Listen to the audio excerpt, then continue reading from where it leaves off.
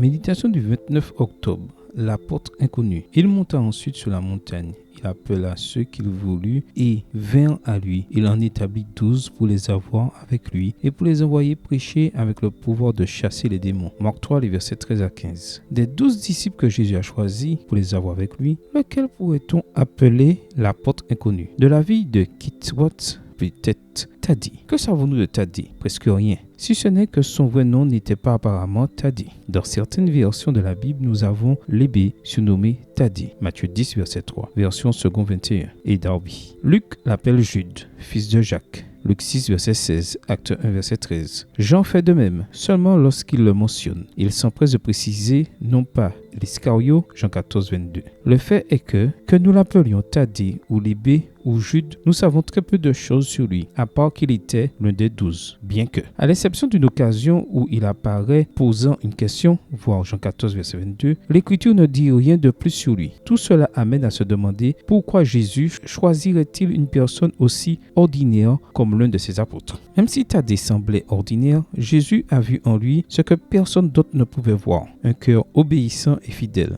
Quelqu'un de confiance pour prêcher l'évangile, même s'il ne recevait pas de louanges. Nous avons donc de bonnes raisons de croire que Thaddée non seulement a prêché l'évangile, mais comme les autres disciples, avait l'autorité pour guérir les malades et le pouvoir de chasser les démons. Marc 3, les versets 14 et 15. Et tout cela même si, en apparence, il semblait ordinaire. N'y a-t-il pas là une leçon précieuse pour nous? Combien de ceux que Dieu a choisis à travers les siècles pouvons-nous appeler des personnes extraordinaires, puissantes ou de noble origine? 1 Corinthiens 1, verset 26. Nous dirions que nous sommes plutôt des gens ordinaires. La raison, comme l'écrit l'apôtre Paul, est la suivante. Dieu a choisi ce qui est folie aux yeux du monde pour couvrir de honte les sages. Il a choisi ce qui est faiblesse aux yeux du monde pour couvrir de honte les forts. Il a choisi ce qui est bas, méprisable ou qui ne vaut rien aux yeux du monde pour détruire ce que celui-ci estime important. Ainsi, aucun être humain ne peut faire le fier devant Dieu. Versets 27 à 29. Que pouvons-nous dire alors? Nous disons, merci mon Dieu pour que les Thaddée de tous les âges, bien qu'ils ne soient pas très visibles, ils sont partout,